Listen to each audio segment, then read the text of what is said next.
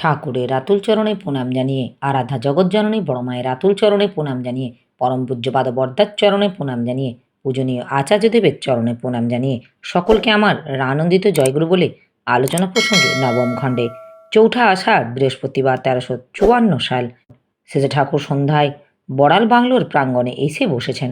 সূর্য তখন অস্ত যায়। মেঘের ফাঁক দিয়ে সোনালি রোদ এসে পড়েছে আম গাছের উপর। মনে হচ্ছে কে যেন গলানো সোনা ঢেলে দিয়েছে গাছটির উপর। বড় চমৎকার দেখতে হয়েছে। সেজে ঠাকুর ওই উপস্থিত সবাই একদৃষ্টি চেয়ে আছে সেই দিকে। এমন সময় বাইরে থেকে কয়েকজন ভদ্রলোক আসলেন। তাদের বেঞ্চিতে বসতে দেওয়া হলো। প্রণামান্তে একজন জিজ্ঞাসা করলেন, দেশের উন্নতির জন্য প্রধান প্রয়োজন কি? সেজে ঠাকুর, চাই প্রবল ধর্মপ্রাণতা, তাছাড়া জাতি টেকে না। ধর্ম চাইলেই ধার্মিকের দরকার, আদর্শের দরকার, যারা অভ্যাস ব্যবহারে ধর্ম জীবন্ত হয়ে আছে। যেমন দয়াকে বোধ করতে হলে দয়ালু ব্যক্তির দরকার, যার ভিতর দয়া মূর্ত। তাই ঋষিকে বাদ দিয়ে ঋষিবাদ নিয়ে থাকলে হবে না। ওতে তার বাণীর মন গড়া ব্যাখ্যা হতে থাকে, তার মন মতো করে নিজেদের গড়া হয় না। তাই আদর্শকে খুঁজে নিতে হবে, তার কাছে দীক্ষিত হতে হবে। এক আদর্শকে অনুসরণ করার ভিতর দিয়ে ঐক্য আসবে, পারস্পরিক সেবা ও সহযোগিতা আসবে। প্রত্যেকেই অপরের হবে। প্রত্যেকের শ্রেণী যেমন আদর্শের সেবায় উন্মুখ হবে, তেমনি অন্য শ্রেণীগুলিকেও পরিপূরণ করবে। এভাবে সবাই মিলে পরস্পর স্বার্থান্বিত হয়ে উঠবে। শক্তি, সংহতি ও সম্বর্ধনা আসবে এর ভিতর দিয়ে। একেবারে উচ্চাঙ্গের সাম্যবাদ হয়ে যাবে। শুনেছি কথার মধ্যে দিয়ে সমবেত সেবা করা, বাধিত করা। ধর্মের পরখ হলো সেবাবুদ্ধির জাগরণ। ধর্ম জাগলেই ভালোবাসা জাগবে, কর্ম জাগবে, সেবা বুদ্ধি জাগবে। তখন শোষণ বুদ্ধি লোপ পাবে, পোষণ বুদ্ধি প্রবল হবে। পরিবেশকে দুর্বল করা মানেই যে নিজেকে খোঁড়া করা, পরিবেশকে বাড়িয়ে তোলা মানেই যে নিজের ভালো করা। ধর্মযাজনা মানে মানুষের ভিতরে এই বোধটা বসিয়ে দেওয়া। শুধু নিজেরা ধর্মাচরণ করলে হবে না, পরিবেশকেও ধর্মাচরণে প্রবুদ্ধ করতে হবে। প্রশ্ন, আশ্রমের প্রধান লক্ষ্য কী? সেজে ঠাকুর, যা করলাম এই, কোনো পরিকল্পনা নেই। আমি আছি, আমি যেমনতর করি, বলি, ভাবি, বুঝি ও চলি। তা যাদের ভালো লাগলো তারা আসলো, জড়ো হলো, একসঙ্গে চলতে শুরু করলো। লোকে বলতে লাগলো আশ্রম। এই তো ব্যাপার। বুদ্ধি করে কিছু করেনি। তবে আমার দর্শন এই, বাঁচা বাড়ার সকলেরই উদ্দেশ্য তা পরিপূরণ করতে যাবতীয় যা কিছু লাগে সেই সবই গজাতে হবে। সেই প্রয়োজনে আশ্রমে সব দিকেরই চর্চা হয়। আশ্রম মানে যেখানে সম্যকভাবে শ্রম করে সত্যকে, মঙ্গলকে লাভ করা যায়। প্রশ্ন, ঈশ্বরের অস্তিত্ব বা অবতার তত্ত্ব সম্বন্ধে আপনার কী মত? সেজে ঠাকুর, আমরা বিশ্বাস করি ঈশ্বর এক ও অদ্বিতীয়। আমরা সব অবতারকেই মানি। অবতার কথার মানে অবতরণ। যিনি রক্ষাকে ত্রাণ করেন, গ্লানিকে দূরীভূত করে জীবন ধর্মকে প্রতিষ্ঠা করেন, তাকে উদ্ধাতা বলা যায়। যুগে যুগে তার দেশ, কাল, পাত্র উপযোগী করে মূলত একই বাণী বহন করে নিয়ে আসেন। একই অবতরণ হয় নানাভাবে। তাই অবতারদের মধ্যে ভেদ করলেই ঈশ্বরকে উপেক্ষা করা হয়। অবতারকে ভগবানও বলা যায়। ভগবান মানে শৈলৌশ্বর্যশালী ব্যক্তি। পুরুষোত্তম কথা আছে, তার মানে সর্বশ্রেষ্ঠ পরিপূরণকারী। অবতার পারম্পর্য না মানলে আরোতরও পরিপূরণ হয় না, ঐতিহ্য ঠিক থাকে না। তাই পূর্বতন প্রত্যেককে যেমন স্বীকার করতে হয়, বর্তমান যিনি তাকেও গ্রহণ করতে হয়। বর্তমান যিনি তার মধ্যে আগে যারা সবাই থাকেন। পূর্বতনদের মহাত্ম তার কাছে এসে আমরা ভালো করে বুঝি। একটা ধারাই ক্রমাগতি চলছে, এই ধারাকে বিচ্ছিন্ন করতে নেই। ভাগ্যবান তারাই অবতার মহাপুরুষের জীবনদশার, যারা তাকে ধরে অটুট নিষ্ঠায় নির্দ্বিধায় কায়মনোবাক্যে অনুসরণ করে চলে। এই চলনের ভিতর দিয়েই আসে ভগবৎ প্রাপ্তি, মানে ভগবৎ স্বভাব সম্পন্ন হওয়া, স্ব বৈশিষ্ট্য অনুযায়ী শৈলৌশ্বর্যশালী হয়ে ওঠা। আধ্যাত্মিক জীবন সম্বন্ধে কথা উঠল। সেজে ঠাকুর, আধ্যাত্মিক জীবন মানে নিত্য স্ফুরণশীল, নিত্য গতিশীল, সুকেন্দ্রিক জীবন। ওর মূলেও আছে ইষ্টনিষ্ঠা। ইষ্টকে নিয়েই ফুটে ওঠে গোটা জীবনে যা কিছু। প্রত্যেকটা দিকের সঙ্গে প্রত্যেকটা দিকের একটা সামঞ্জস্য আছে।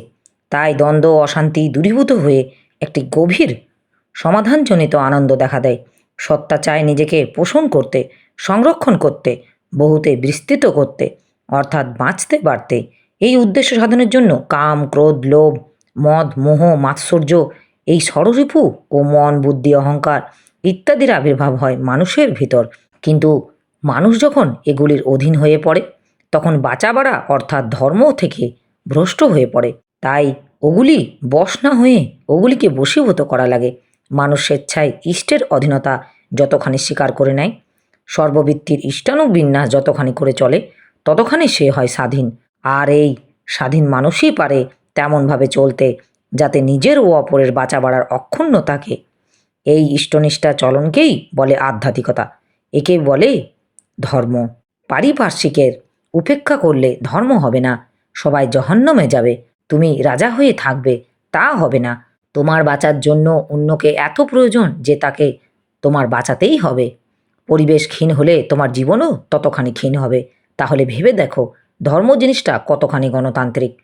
তোমার নিজের অধিকার প্রতিষ্ঠা করতে গেলেই আগে অন্যের অধিকার প্রতিষ্ঠা করা লাগবে, নইলে তোমার অধিকারের অস্তিত্ব থাকবে না। অন্যের অধিকার ব্যাহত করে যারা, তাদেরও তোমার প্রতিরোধ করা লাগবে। শয়তানি করাও পাপ, শয়তানির প্রশ্রয় দেওয়াও পাপ। চক্রপাণিদা। পরিবেশ না থাকলে তো জীবনই থাকে না। সেজে ঠাকুর। মানুষকে দীর্ঘদিন ক্ষুদ্র কক্ষে আবদ্ধ করে রাখলে নাকি পাগল হয়ে যায়। সুধাংশুদাকে দেখে শেষে ঠাকুর হাসি মুখে জিজ্ঞাসা করলেন, কি খবর আজ?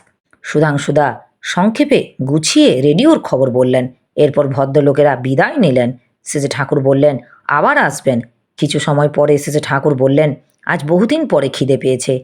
আমার বর্তমান অবস্থায় পেঁপে আর ছাগলের দুধ খাওয়ায় বোধ হয় ভালো। হেমপ্রভা আমাকে লক্ষ্য করে বললেন, দেখ একটা শয়তানি শিখিয়ে দিই। খিদে পেলেই তো আমি খেতে চাইব, যা খেতে চাই তার সঙ্গে পেঁপে যোগ করে দিবি। পেঁপে কেটে ধুবি না, ধুয়ে কাটবি। কথা প্রসঙ্গে শেষে ঠাকুর বললেন, আমার মনে হয় যাদের পেট ভালো নয় তাদের ছানা টানা খেতে হলে ছাগলের দুধের ছানা খাওয়া ভালো।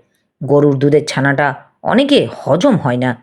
ঝাল খাওয়া সম্বন্ধে কথা উঠল শেষে ঠাকুর। শুকনো লঙ্কা না খেয়ে কাঁচা লঙ্কা খেলে অত ক্ষতি করে না।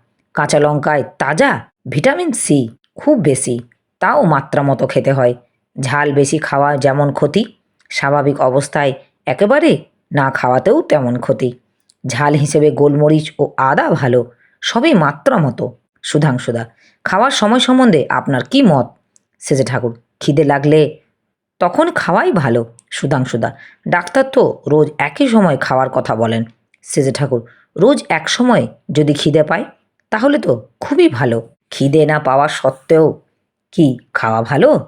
কোন কোন সময় অবস্থায় বুঝে এক আধবেলা লঙ্ঘন দিলে বা খুব হালকা খেলে তাতে খিদে চাঙ্গা হয়ে ওঠে।